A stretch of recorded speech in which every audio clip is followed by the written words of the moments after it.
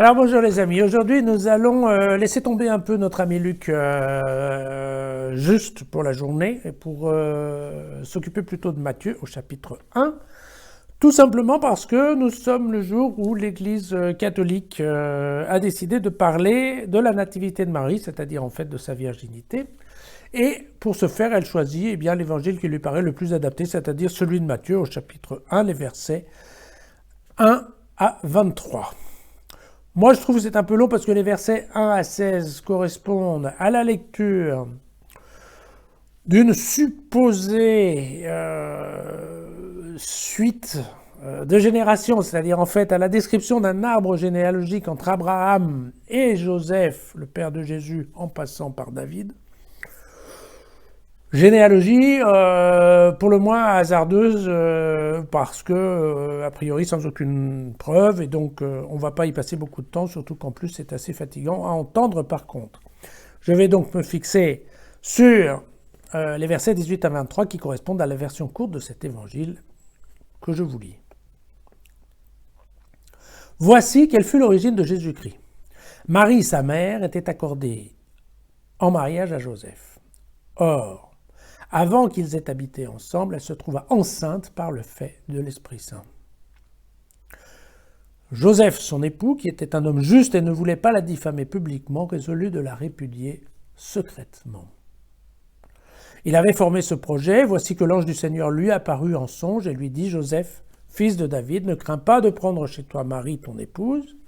Ce qui a été engendré en elle vient de l'Esprit Saint et elle enfantera un fils, auquel tu donneras le nom de Jésus, car c'est lui qui sauvera son peuple de ses péchés. Tout cela arriva pour que s'accomplisse ce que le Seigneur avait dit par le prophète.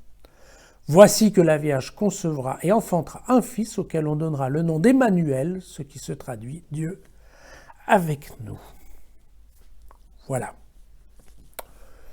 Donc vous comprenez que là, on est typiquement bien dans l'évangile qui va définir un certain nombre de dogmes concernant la naissance de Jésus et la virginité de Marie. Bien. Ce que je vous propose, c'est d'aller trouver exactement ce que dit le prophète. Le fameux prophète, c'est le livre d'Ésaïe, au chapitre 7, le verset 14. Le contexte est le suivant, c'est Dieu qui s'adresse à un type qui s'appelle Akaz, qui fait partie de la lignée de David, et Dieu lui explique qu'il a choisi en effet la lignée de David pour être la famille qui va conduire le peuple d'Israël. Donc il lui explique en effet que sa tribu va avoir un futur complètement extraordinaire, puisque de lui, c'est dans la famille de David que vont être choisis les rois successifs du peuple d'Israël. D'accord ? Et donc,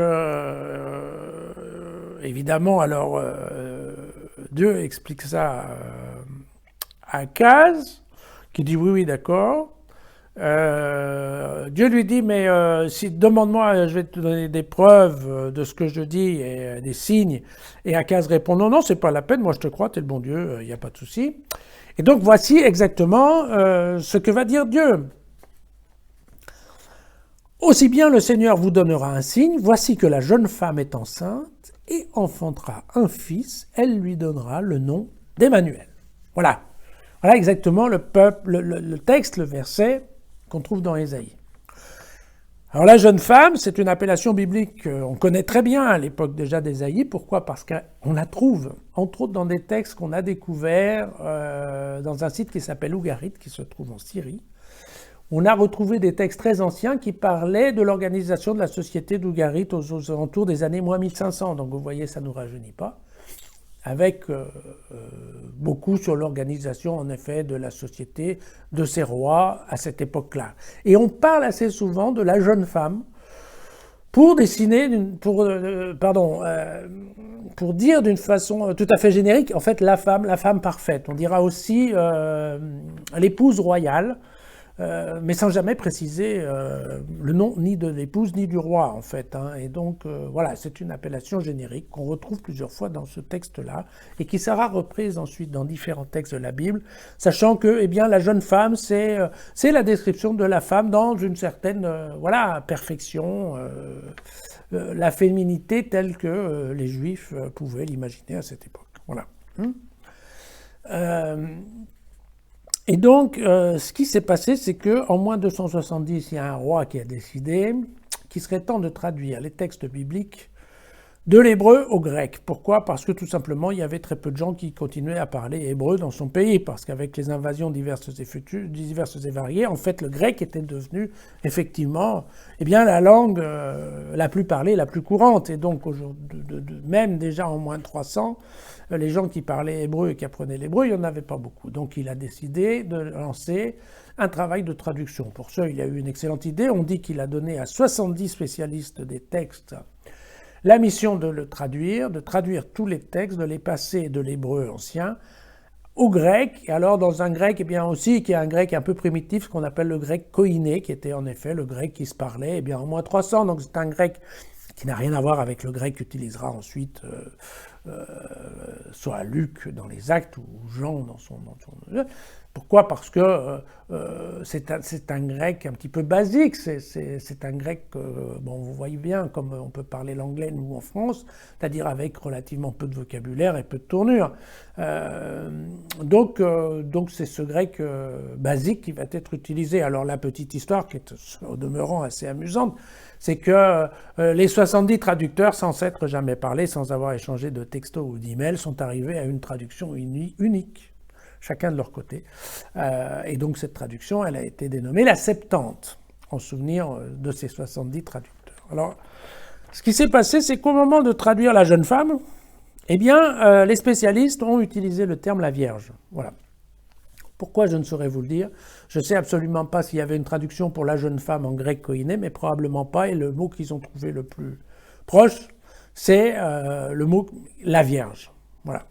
Et donc ça veut dire quoi? Ça veut dire que déjà au IIe siècle avant Jésus-Christ, donc vous voyez dans une ambiance très juive et purement juive, bien avant que Jésus soit arrivé, et secouer un peu tout ça, eh bien, les Juifs étaient intimement persuadés que le prochain Messie, et vous vous souvenez, pour eux, le Messie, c'est l'envoyé de Dieu, certes, mais c'est surtout le prochain roi d'Israël qui va foutre les envahisseurs à la porte, eh bien, voilà, ce futur Messie, il sera obligatoirement de la lignée de David, et obligatoirement, il sera né d'une femme vierge. Voilà.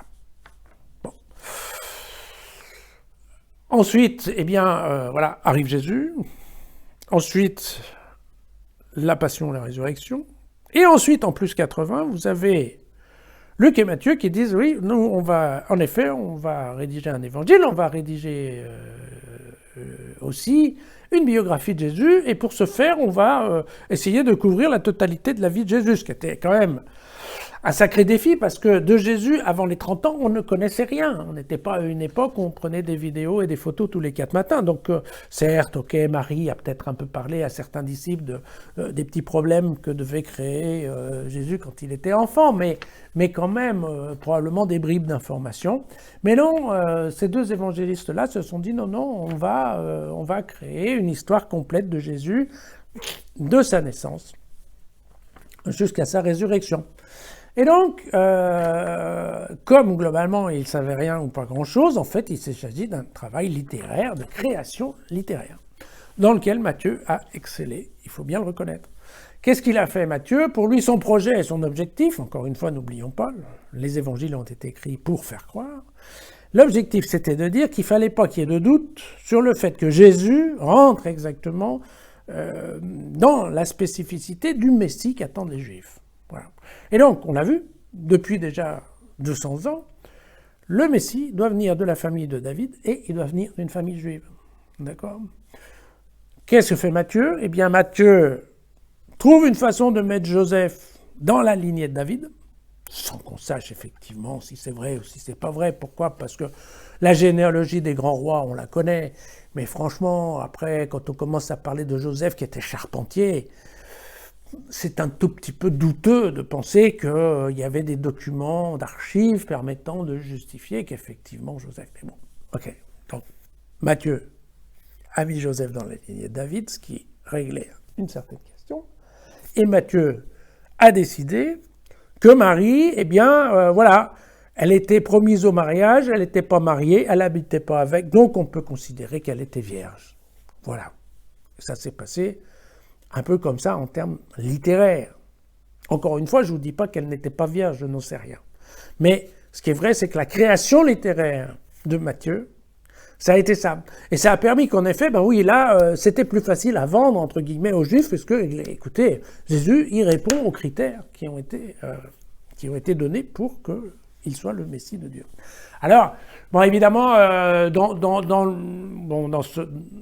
dans cette technique, en fait, bon, il y a des trucs qui marchent pas très bien. Il y a un truc qui marche pas bien, c'est l'histoire de la répudiation en secret, parce que, certes, ça donne une image parfaite d'un Joseph bon et généreux et juste, mais la répudiation, à l'époque, était tout à fait officielle. En effet, une femme qui était promise au mariage, même si elle n'habitait pas encore avec son mari, le droit de la répudiation s'appliquait, le droit juif de la répudiation s'appliquait. Donc, Joseph était tout à fait en droit de répudier Marie. Et en plus de ça, qu'on le veuille ou qu'on ne le veuille pas, c'est quand même un acte d'état civil, parce que vous vous souvenez que quand on répudie sa femme, il faut en même temps faire un certificat. Il était évident que Joseph, en homme juste et bon, allait écrire un certificat de répudiation à Marie pour qu'elle puisse effectivement retrouver un autre mari. Surtout pour en plus prendre la charge d'être le père de l'enfant. Donc, il n'y a pas plus de répudiation secrète qu'il n'y aurait aujourd'hui de divorce secret. Hein. Donc ça tient pas bien là. Et puis l'autre point, ben oui, le truc, c'est qu'effectivement, dans Ésaïe, voilà, le Messie doit s'appeler Emmanuel, Dieu avec nous, et là, ben, Marie a appelé son enfant Jésus. Alors bon, Jésus, c'est Dieu sauve nous. Alors c'est pas tout à fait la même chose, ça s'en rapproche, mais bon, en effet, c'est pas, voilà, il y a un petit couac à ce niveau-là, mais c'est le mieux que Matthieu ait pu faire. Et donc voilà. On touche donc ici l'évangile qui va être la clé de la construction du dogme de Marie. Voilà. Jésus né d'une vierge. Bon. Ce dogme, il existe depuis très longtemps dans l'Église catholique. Il y en a d'autres, je vous en avais parlé, qui sont venus s'ajouter. Aujourd'hui, c'est vrai que c'est difficile à croire, voilà. Parce qu'on a quand même une idée assez précise de comment se fait un enfant biologiquement entre les hommes.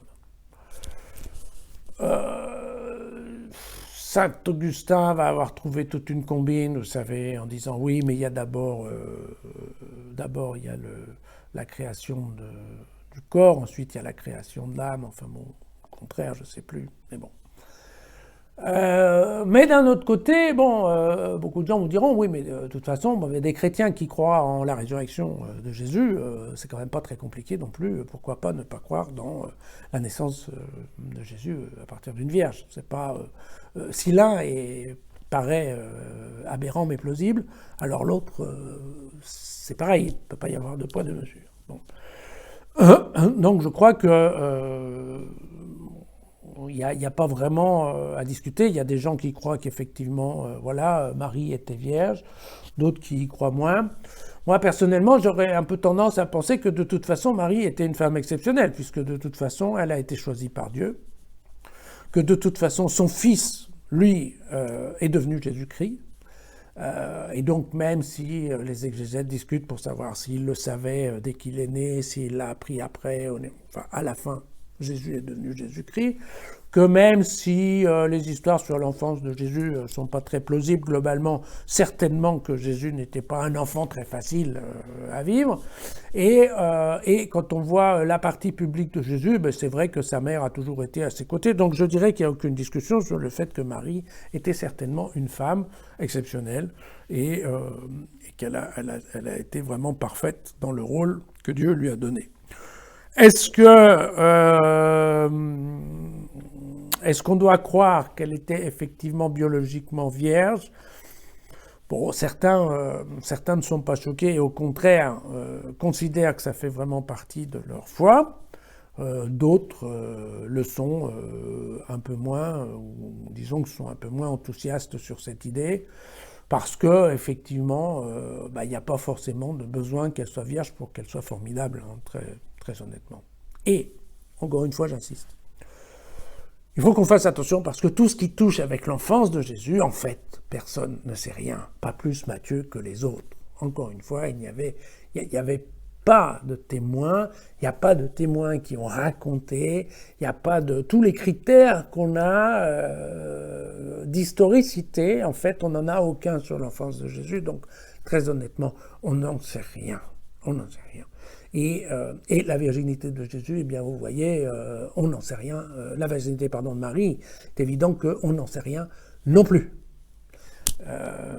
Et donc, voilà, ça fait partie de la foi chrétienne et il faut le considérer comme tel. Et chacun peut se faire sa propre opinion. Voilà. Écoutez, j'espère ne pas vous avoir trop choqué avec ce que je viens de vous dire. Mais voilà, moi personnellement, je ne suis pas relié à l'Église, dans le sens où je ne suis pas prêtre, je ne suis pas diacre, je n'ai pas de diplôme, je ne me sens aucune contrainte. Et donc, l'idée de ce blog que j'ai avec vous, c'est de vous faire partager voilà, mes idées, ce que je pense, et d'essayer de respecter les idées des autres autant que faire se peut, ce que j'essaye de faire, en ne blessant personne, ce qui n'est pas toujours facile quand on parle de religion. Si vous n'êtes pas trop choqués, eh bien, retrouvons-nous demain.